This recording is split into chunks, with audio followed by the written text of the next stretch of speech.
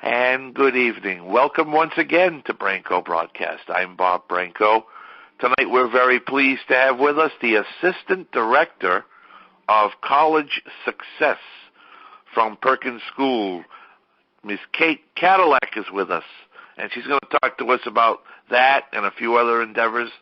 Welcome, Kate. Thank you for having me, Bob. You're welcome. You can let us know what you're doing, and then we can ask you questions later on. Sure, that sounds great. So as you said, I'm the Assistant Director of College Success, which is a really exciting and new initiative that Perkins has launched. We are having the students come in this August. This will be the first group of students to participate in this program. It is a transition program for college-bound high school graduates who are blind or visually impaired. And I came on this year, although the program isn't running, to develop the curriculum and start hiring staff. So as I said, students will come on campus this August. We're recruiting up to 15 students all around the nation. We have several applicants so far, although we are recruiting more. So if anyone listening knows of someone who's between 18 and 21 who's either graduating from high school or maybe someone who's started college in their freshman or sophomore year and they're struggling, realize they need an additional year of support, they can go ahead and apply. I'll give the website in case I forget later. It's www.perkins.org/college. So I've been working in my current position since last August, as I said, helping to develop the curriculum and just get planning for the incoming group of students who are going to be coming in. And before that, I was a TVI at Perkins. I taught mostly math and science and technology. I also have been a facilitator to a couple of programs, outreach courses here at Perkins. Since I started here, I designed a program called Girls Weekend. It's a weekend that happens each spring, usually in March. It is happening March 23rd through March 25th this year, where young women between the ages of 10 and 18 typically come to learn about all things related to being a female with a visual impairment. And then I also facilitated the pre-employment program over the past couple of years, although this will be the first year that the program is running and I'm not facilitating. So I'm a little sad about that, but I'm so excited that it's still going on and that two amazing teachers from here at Perkins are going to be leading. Because I am an administrator now, I don't have February break off, so that's why I'm not going to be facilitating that program. But there's so many amazing things going on here at Perkins. I'm thrilled to be part of this team. I've been here for 4 years. Before that, I was a teacher in public schools in Stamford, Connecticut. And interestingly, I worked nothing in a field, nothing to do with teaching before that. I worked at Yale University in what is now called the Yale Center for Emotional Intelligence, although at the time it was the Health, Emotion, and Behavior Lab. And I was a research assistant working on some curriculum that aimed to help students develop their social emotional learning skills. So I guess it's kind of in the realm of education, although it really wasn't related to directly teaching. So I've had my worn a lot of different hats, but I'm, again, just so enthusiastic about the work that I'm doing now and really can't wait to get this program launched in August.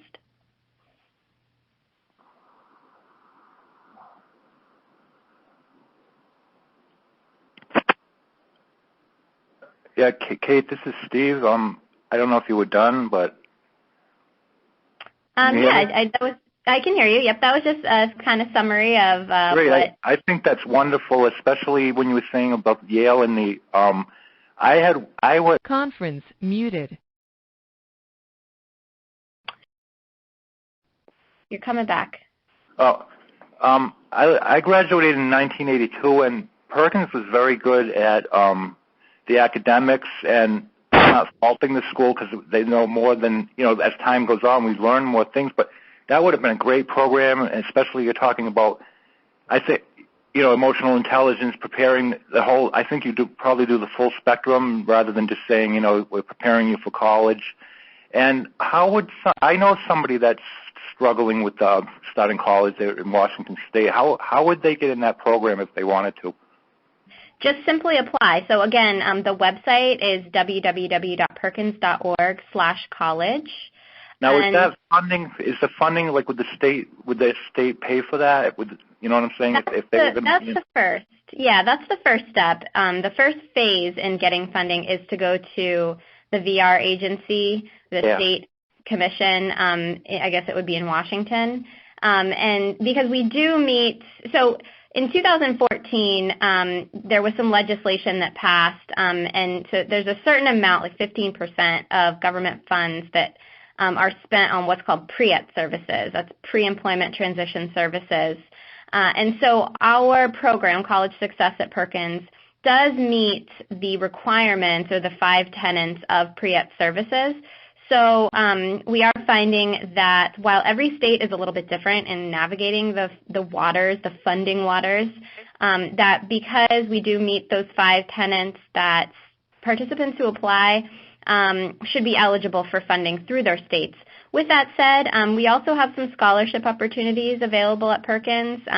We never want to let funding be in the way of what, inhibits a So would that be residential? Like if someone came from another state, would they stay on campus at Perkins? Yeah, even if students live in Watertown, Massachusetts, where Perkins is located, they would still be staying in Tompkins Cottage, a newly renovated dorm on campus. Right. And the reason why it's a residential program, it's 9 months if I didn't mention that, is because a lot of the learning takes place, not just in college class, but in order to be successful in college, you really have to have a set of skills not just related to blindness, but also related to being a typical college student. So college success is twofold. First, it focuses on adjustment to blindness skills, your orientation and mobility, assistive technology, social skills, recreation and leisure, the battery of expanded core curriculum or ECC skills. But secondly, we focus on college readiness skills, the executive functioning skills like problem solving, decision making, time management, study skills, and so on. Wow, that's wonderful. I guess I was born too early because I wish I had had that before I went to college. Well, the reason why we developed this program, it came from the statistic that 6 out of 10 individuals who are blind who go to college never finish. So there's a real need to develop some sort of intervention, and that's what we've done, and I really think that we have the opportunity to make a big impact. Now, is this a pilot? Are you the first people doing this? Because I haven't heard of this ever before anywhere else. I could be wrong, but you're right in a couple ways. It is the first program at Perkins that's a 9-month residential program that specifically focuses on college readiness, and I would argue that we're a one-of-a-kind program that I know of. There are other programs in the United States that are adjustment to blindness centers. There are many other programs that focus on college skills, but I don't know of any other program that is as long as ours that focuses on both the college skills as well as the blindness skills. Right. Well, I like the social element because I think that's really important, like you said, the soft skills and the emotional intelligence and all that good stuff. So I think Perkins, again, is people always say that Perkins has changed, yes, but they're still, in my opinion, leading the way in a lot of areas. So keep up the good work. Well, thank you so much. And I totally agree with you. Perkins is a pioneer in our field. And as much as sometimes people don't love change, it's necessary, in my opinion, to keep things moving forward. Kate, you also mentioned in your bio that you're a runner. How did you become interested in running, and where do you run? Great question. I do love running. I also do triathlons, but my athletic interests started when I was a kid. I was born typically sighted, and for many years I played softball and soccer, and I ran track. I was really athletic. And then I went blind when I was about 15 years old, and I kind of lost my athletic side. I didn't really see how I could participate in sports. I know there are sports like goalball and beepball, but for whatever reason, I just never got into them. I was super competitive as a teenager who was sighted, and I never really found my niche with those sports. But interestingly, when I moved to Boston, this was about 4 years ago, I met someone from MAVI, the Massachusetts Association for the Blind and Visually Impaired, and he asked me if I was a runner or if I was interested in running. And I said, well, I used to be a runner and I'm interested, but I just don't see how I could manage running because I'd always have to call up a friend and ask them to guide me, and that's kind of a lot to ask of people. And he said, well, I think that if you agree to invest a little time, that we can have you as a competitive runner. And so this individual connected me with a lot of guides in the area. And 7 months after he'd asked me that question, are you a runner, I ran my first marathon, which was really incredible because before that, I wasn't even really walking long distances on my own.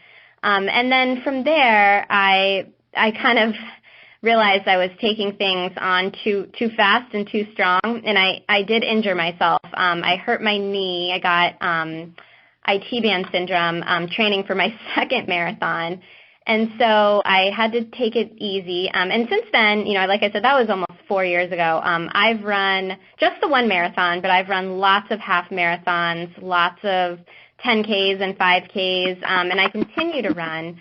But once I injured my knee, I realized that I needed to find some cross training. So someone said, well, why don't you try biking and swimming? So then I got into those and realized that I could do triathlons, which is swimming, biking, and running. And so I've done some sprint tries. I've done a couple Olympics. And if all goes well, I'm going to do my first half Ironman this September, although to be honest, I have not been training as rigorously as I would like to be ready to do that half Ironman this September. So if I'm not on track for that, I'll probably do another Olympic with the goal of eventually, maybe next spring, if I'm not ready for September. I'll eventually get there.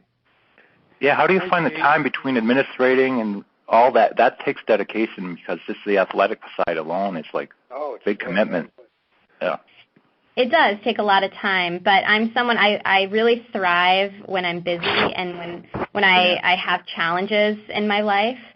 So, and also it's very social for me. A lot of friends I've made in Boston and in the surrounding area have resulted from running and getting involved in physical activities.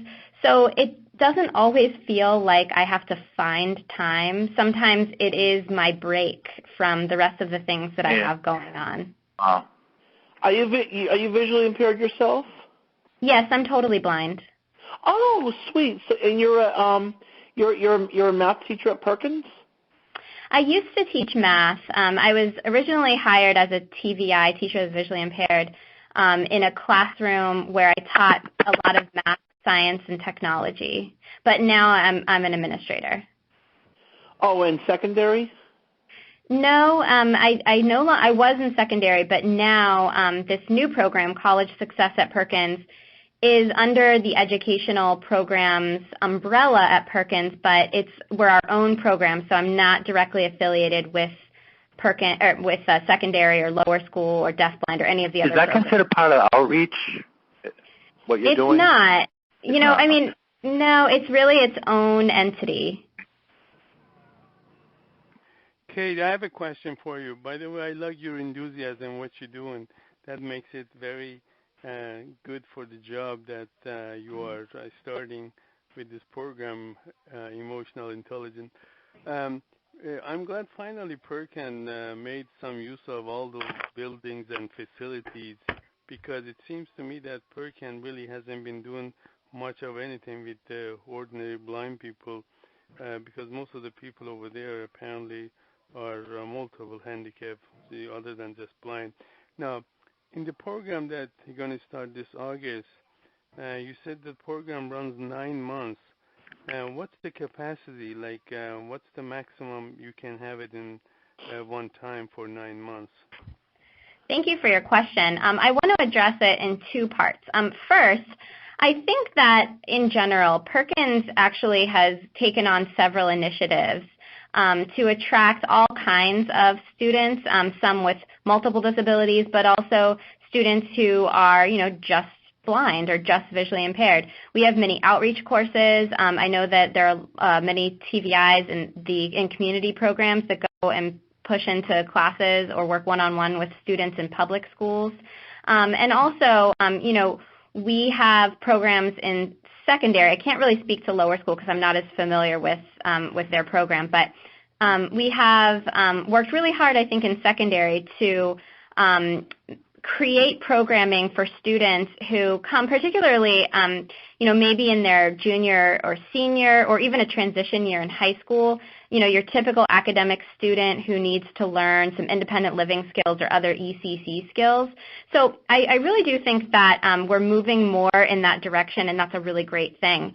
Then secondly, you asked about the capacity of college success at Perkins, and we could currently recruit up to 15 students in the program. Because this is a pilot year, we'll most likely have between 8 and 10 students.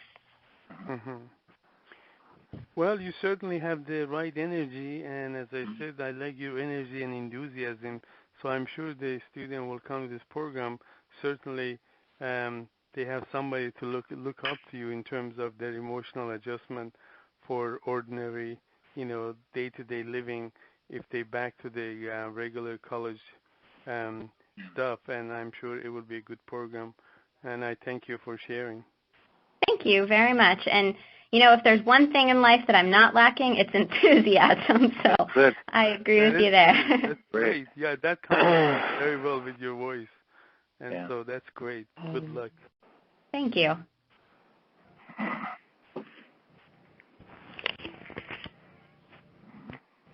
Are there any other questions? Where are they going to be teaching where are you going to be teaching the classes in the deafblind cottages? So Tompkins Cottage was formerly a deafblind cottage. Yes, so it is in the East Close on campus at Perkins. It's the one next to Bridgman, if you're familiar with that. Yeah. I lived in both. Oh, I lived in both. All right, so you're very familiar. So many of the seminars, which will be instructed by myself and other certified Perkins staff, will happen in Tompkins.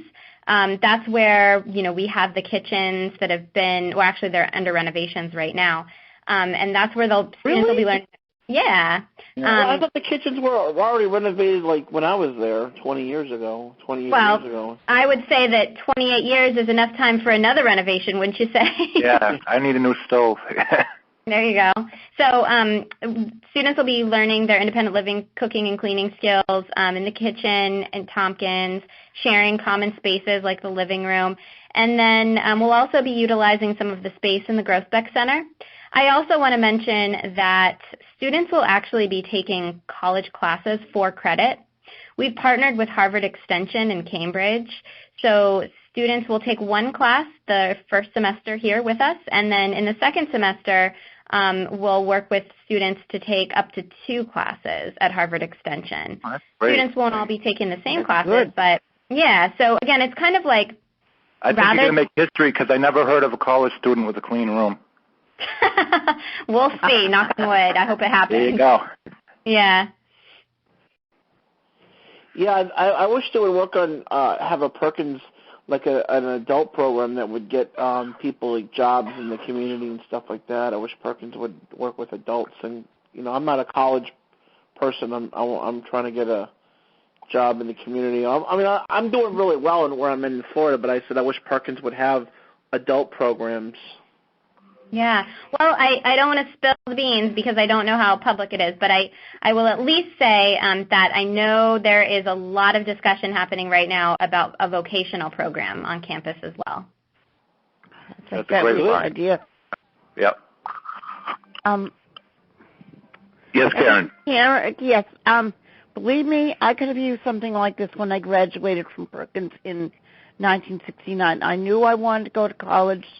I didn't go right away because I went in 1975, but boy, I could have used some of the time management skills and even some of the I had a tutorial in English. I had, and that worked out fine. But I definitely could have used some of the skills that you're teaching. Mm-hmm. Yeah, I think college students, even though I went later. Right. I think even typically sighted individuals could use a college preparation program. In fact, there are a lot of gap year programs and other transition programs for that very reason. Because when you graduate high school, you're, maybe 18 years old typically. And then what? You are asked to make these lifetime decisions about what you want to do and who you want to be. And there are these credit card companies that come to you and these loan agencies, and they say, here's free money and sign this line, and we'll give you all of the funds you need to go to college or to buy whatever. And without buy that crap. Yeah. Good for you. But at 18, you don't know that, though. Yeah. Exactly. Another thing at 18 I didn't know in college, I had to learn, trial and error, is self-advocacy, communicating with your professors, saying, look, I have trouble with this, I have trouble with that because I'm visually impaired. In the first year, you're like, oh, yeah, I left Perkins, I can handle it. And then you realize, like I said, trial and error, I got through, but I would have been a lot better if I had those skills earlier rather than learning them trial and error. Exactly. It's so huge. I think that's great what you're doing. Thank you. And, it is so different from high school. There are many students who never even attend their own IEP meetings. They aren't able to speak about their visual impairment or what accommodations they need. And then suddenly they go to college and they don't realize that. Meetings? Not every student, no. It's... Wow. I thought it was managed because I don't know when I was a student. I know when I was in secondary, they kind of really forced me to kind of go. Yeah, it is an expectation. It is an expectation, but sometimes students can kind of wiggle their way out of it, at least in attending. Or sometimes they go, but they don't really have a voice in the meetings because maybe they're not given the opportunity or they just don't know how. Yeah. So with training... Did you have IEPs when you were at Perkins? Did you have IEPs? Well, I never attended Perkins as a student. I actually grew up in Ohio. Yeah.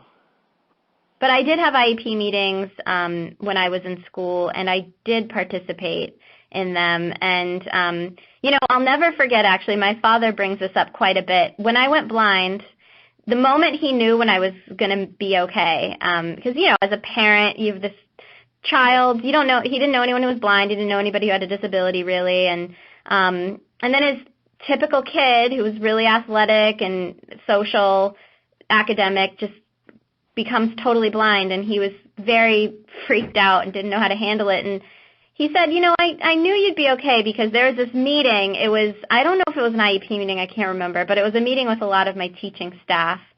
And one of the school representatives there said that I would be riding on a special bus. He called it the special bus. He said it'll come to your house, it'll pick you up at your door, and it'll drop you off right at the door of the school. And you'll ride with, a couple of other kids with disabilities. A paratransit. It wasn't a paratransit. It was a school bus. Oh, yeah, the special ed school bus, yes. The special ed school bus, yeah. I read on one of those. I read on them. Yeah, nothing wrong with the special ed school bus, but at that time, I was very social, and all my friends were taking the regular bus.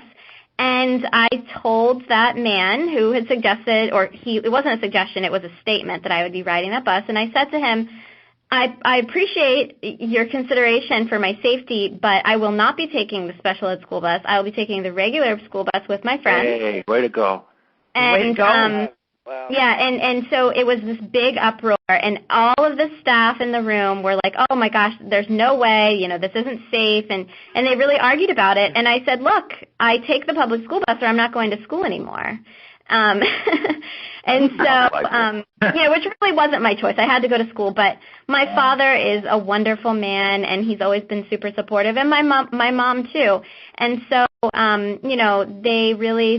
had my back, and they supported my decision, and they knew. I mean, I'm still a very fiery person, and when I'm headstrong. When I have my mind set to something, I'm going to go after it. And now, I'm a little bit more respectful than I maybe was at 15 towards authority. But at the time, I really put my foot down and just said, this isn't happening. And so I'll tell you what, I never stepped foot on a special ed school bus. I rode the regular school bus with my friends. And so that was the story of when my father knew, hey, this girl's going to make it, because I was able to advocate for myself. I always had a problem with, I respect the educators, but people that are in the field are worried about safety, and they're saying you need O&M skills and you need this. Oh, but, yeah. Like in your case, it was like, oh, you can't take the regular bus. That's not safe. It's like, isn't the whole point to just be part of the rate? I mean, it's not safe for half the kids. That's what mobility is for. Yeah, well, that's what they're doing Exactly. on half the kids. Yeah. So, I mean, it's just one of those struggles. It's the people in the field are like saying, oh, that's too dangerous. You can't do that. Yeah. Well, you stood up for yourself and you took the regular bus, and here you are. Exactly. And maybe, I never did fall. I never did trip or trip anyone else. But if it had happened, no big deal. I mean, there are perfectly sighted individuals who trip or fall on the school bus, and maybe they hurt themselves or maybe they don't. But I deserve to have those experiences just like everybody else does. And it was a great learning opportunity for me because I really had to learn how to manage myself in a tight space where there's lots of people and lots of school bags, and I'm grateful that I was able to be there. Very good. Go ahead, Don. Okay. Kate, this is Don.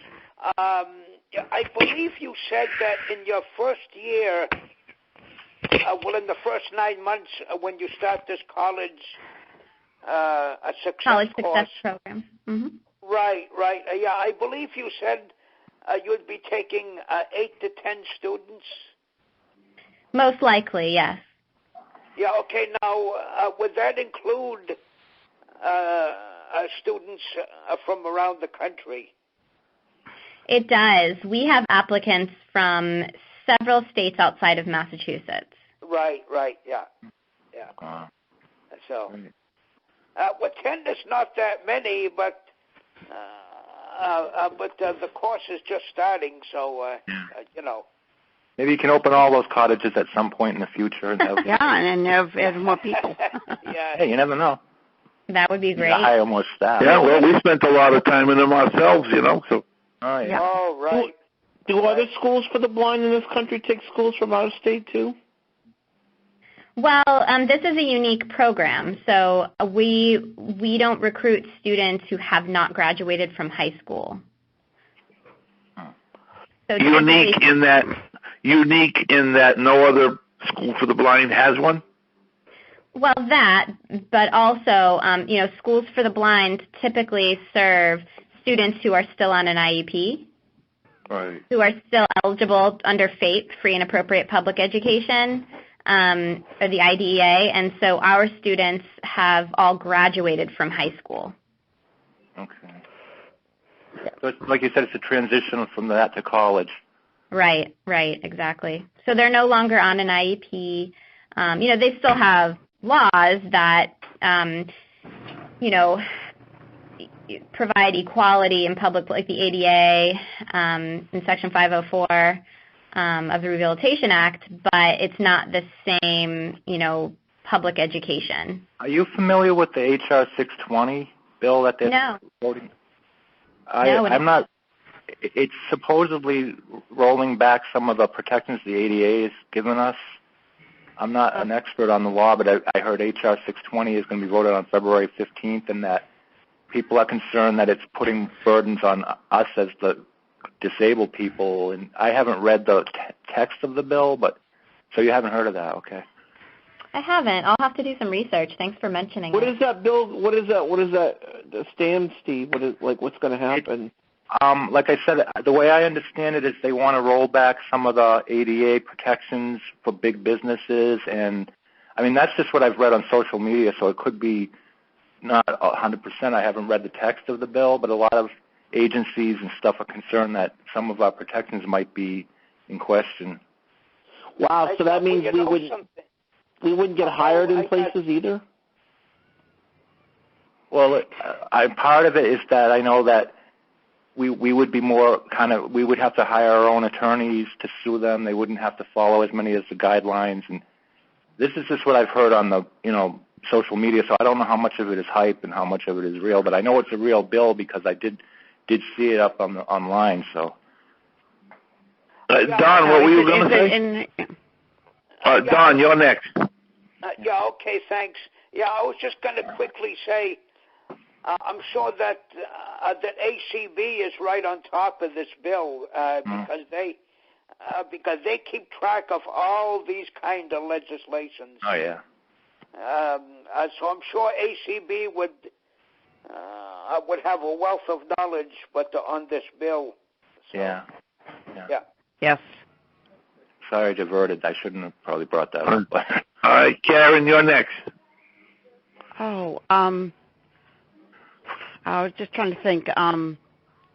Is it countrywide? It would affect yeah, it is. Would it affect college and things like that, or would it affect just about everything that we've taken for granted?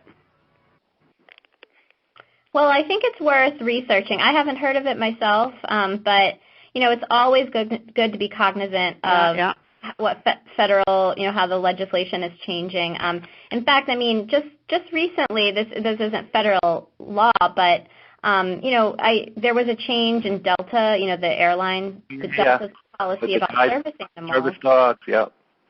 Yeah, and so I do sense at different times that things are changing, and that people with disabilities in ways are getting a little bit of pushback. But, it's the worst thing we can do is make generalizations or assumptions about how these changes could potentially affect us without really being knowledgeable about what they say and what they mean. So I guess that's the worst thing we can do, and the best thing we can do is just educate ourselves fully about what they say, and then if we disagree, take action. Yeah. Yeah. Wow, what's the deal with Delta with guide dogs? What happened with that? Oh, we're talking a whole other show. Well, I actually have a guide dog, so you do? yeah, I do. Her name is Hosta. She's from Guiding Eyes for the Blind in New York. She's 8 years old. What's the name?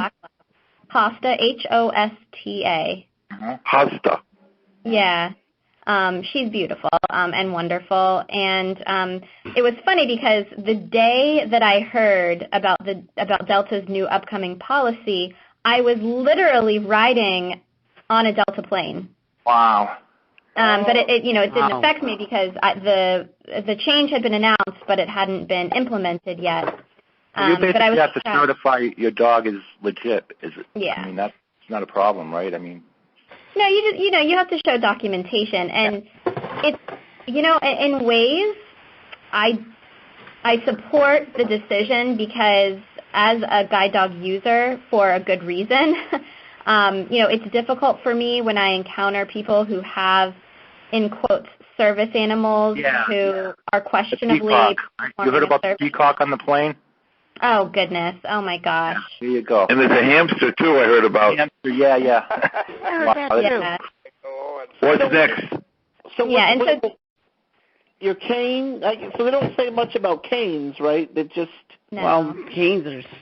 I hope not. No, there's nothing with Delta. Nothing about canes. But you do have to provide documentation that your service dog is providing a service to you.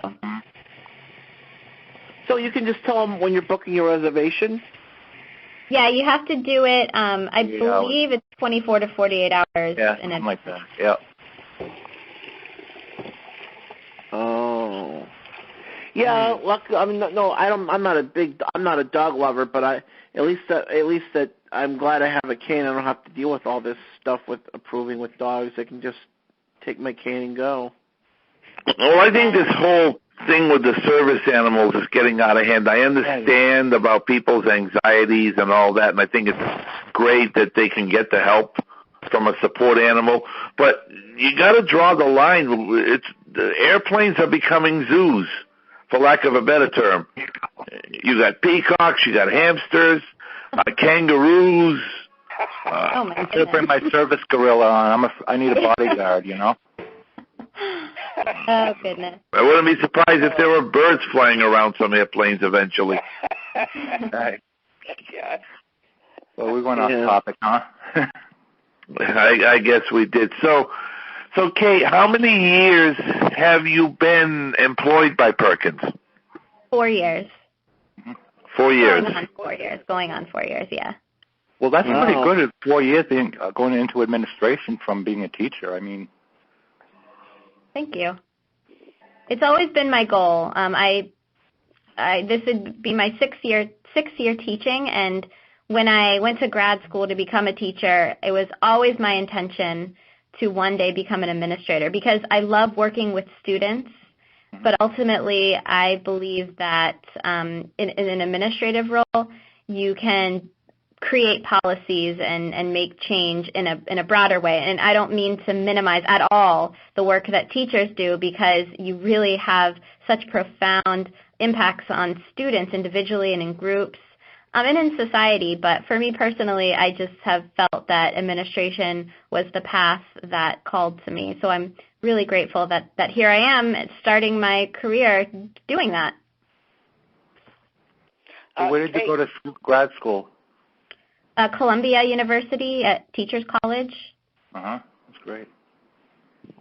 Yeah, it was fun. It's in New York City, and so I lived there for 2 years in Manhattan, and it was a real opportunity for growth and fun. I mean, the nightlife in New York City was great. Yeah.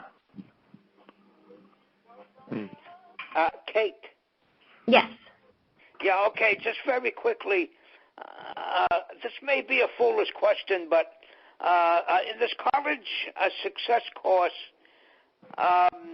you can't be a college student already. You have to be between high school and college, correct?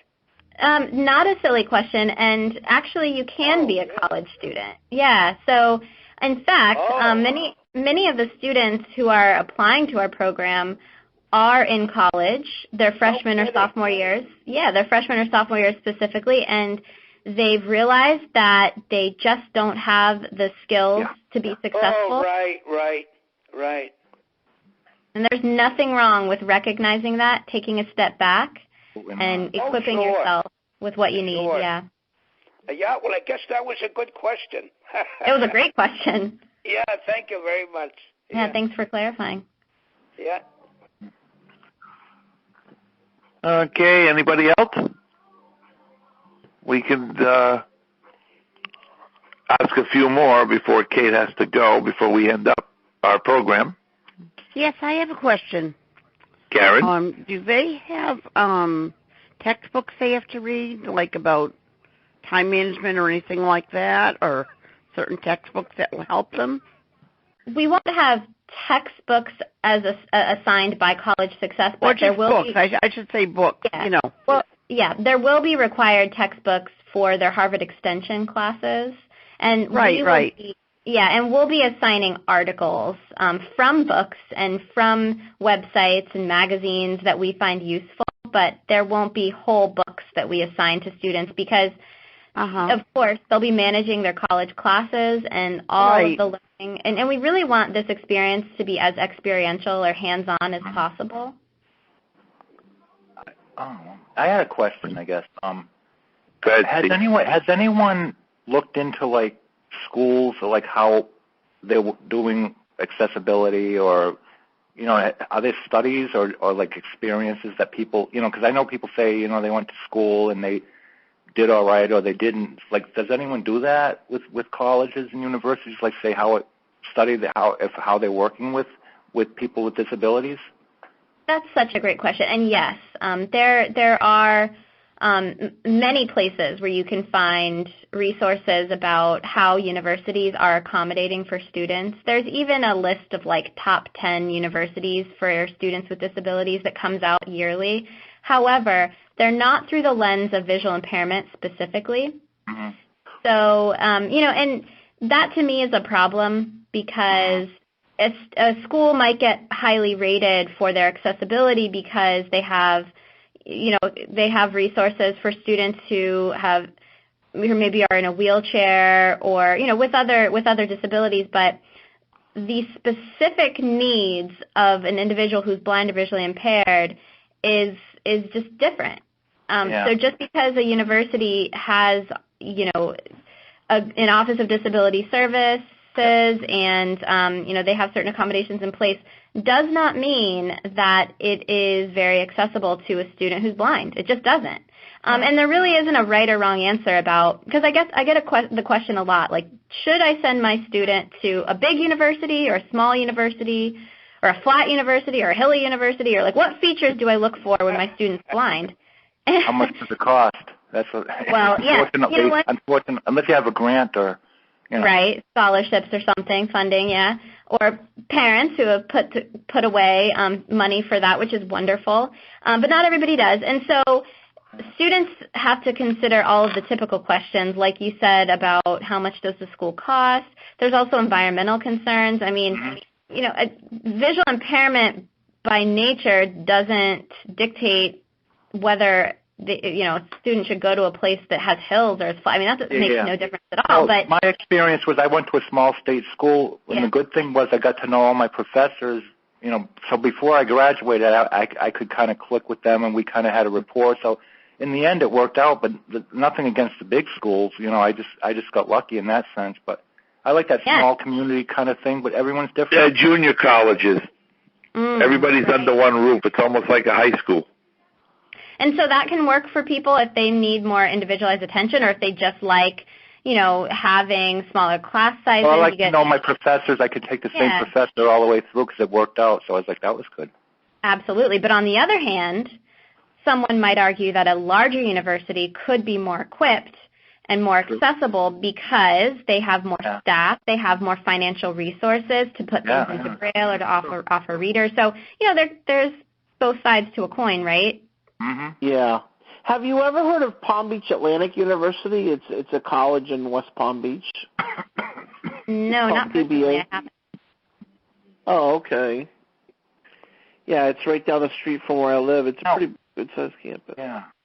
Do you work with online? Do you prepare your people for online? Because I know they're doing a lot of online stuff now in universities. We do. Part of the program is based in Moodle. We have set up an account on Moodle so that students will log in through there. And then Harvard Extension also uses online learning platforms for their courses. So students will have not only opportunities but expectations to log in, create profiles, post on chat boards, and access links and assignments that have been posted by their professors and chat with their peers. So definitely that is a huge component. And those are generally accessible? I know there's always... Not always, no. Not always, no.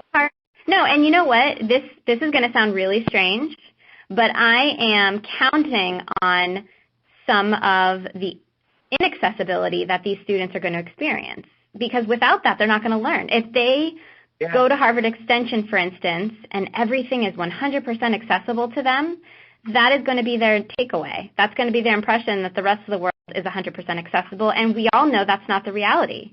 Good. No. Yeah. But with a sighted person, everything is there already, and they won't have to experience what you're talking about. Well, not always. I don't want to minimize the challenges that a typically sighted individual has in college, because there are challenges there too. We were talking earlier about how not every 18-year-old is prepared to make decisions and choose a lifelong path when they're that young. And so with a visual impairment, I think there are additional challenges, but many of them are just the same. Well, that's the thing. It's all the discipline and the putting the commitment, kind of making choices, time management, someone said. Right, exactly. It's a lot. Even just thinking about your downtime. When you're in high school, A lot of people get their time scheduled for them or structured for them by their parents or by their schools. They have a routine, and it's kind of been their routine for a lot of years. And then suddenly you go to college, and maybe you have only a few classes, and they don't start at 8 a.m., and they don't end at 4 p.m. like they did in high school. Sometimes you have evening classes. Sometimes you have a couple days during the week where you don't have classes. So just learning what to do with that downtime and not viewing it as free time. There should be free time in your schedule for fun and growth and introspection, but also it's important to know how to plan some of that downtime as time when you really have to study or you have to do your homework. And that really takes some skills that not every young person has. When I went to college, I had to go out and get my own readers. A lot of them were other students, and they would get paid. How do you feel about that? I think that can really work for some people. I think there are alternatives that can also work. I personally didn't always love working with readers because their scheduling wasn't the same as mine. I found it difficult to rely on the differences in how they read and the speed in which they read. And I preferred to read with my technology, but with that said, sometimes books aren't always... Yeah. And sometimes, sometimes books aren't always accessible. And so you can get a reader. Sometimes you have to hire the reader. Sometimes Office of Disability Services will hire the reader for you. Personally, I use IRA. Are you guys familiar with IRA? The IRA service? What is IRA? How does that work? So it's glasses, like Google Glasses. IRA is the company that bought Google Glasses. Yeah, and it's a little expensive. It's $90 a month for 100 minutes, and the price packages go up from there. But it's basically like a pocket-sighted assistant. I use the camera on my phone, and there's also a set of glasses that they will give you, and you can connect to a trained individual who will give you information about your environment visually. And so for a college student who needs, a book read to them or notes read to them, they could use the IRA service. But again, like 100 minutes goes pretty quickly, which is why it's incredible that more and more places, Perkins is an example, that are providing free minutes to IRA customers. So when I'm on campus at Perkins, I get unlimited minutes with IRA agents to ask them anything I want. So if I wanted to, after I get off of this call, I could take a print book and I could hold it in my hands and I could turn the pages just as I would if I were typically sighted, and I could have the IRA agent read every word of that book to me all night long. So an IRA agent could read me street signs, and like if I went to Europe, and they'd be like, oh, wow. Wow. It's expensive, it's pretty cool. Yeah, they yeah. But again, it's a little pricey. I'm hoping that eventually they do lower the cost. Because a lot of us cannot afford those prices. I mean, that has to be taken into account. Yeah. Exactly. And I do think that when they become a little bit more popular and more places decide to purchase the unlimited packages for people who, I was just recently with one of the IRA staff who was saying that Target might soon offer free minutes to people. How amazing would that be to be able to just go to Target and not have to ask for a customer service person to walk with you around? You could just go and have the IRA agent describe to you. I like that better than seeing AI and the other stuff, because that's great, but it goes off so much. It's like the artificial intelligence. We're just not there yet. Although I do really love seeing AI. What about for me that doesn't know how to use IRA? How would I use IRA? Well, the cool thing about it is, they should be paying me for this little advertisement that I'm giving right now. I should work for IRA. So the cool thing about it is when you sign on, they send you the glasses and they send you this little MiFi device that's like access to internet wherever you go. And there's a training portion. I think they call it onboarding. So before you use the glasses for the first time, they train you on their use and, some of the things, because it's not, you have to use the service in conjunction with your mobility devices. In fact, they won't provide assistance to you if you don't have a cane or a guide dog with you. Oh, cool. They just won't. So how much do they weigh? I mean, are they heavy? No, it's like a regular pair of glasses. It just okay, that's good. I did some virtual reality testing, and these things were 2 pounds. It's like, wow. No, they're actually pretty. Nope, they're pretty discreet glasses. Yeah. Well, I heard the 8 o'clock bell tower go off here at Perkins, which means that's our time. But thank you guys so much for your Well, thank you for taking the time. Thank you for taking the time, Kate. Absolutely. Bob, it's been a pleasure. Thanks for inviting me. I hope that the new program gets off the ground and is quite a success. As do I. Well, check back in with us, and I'll let you know how it goes. Are you at Perkins now? Are you at Perkins now? Oh. I am, yeah. I'm in my office in Bridgman right now. Oh, okay. All the time? I was probably in that office 43 years ago or more. Yep. Anyway, thanks for being with us tonight. All right. Thank you all. Take care. Yeah, you too. You too. Thank you.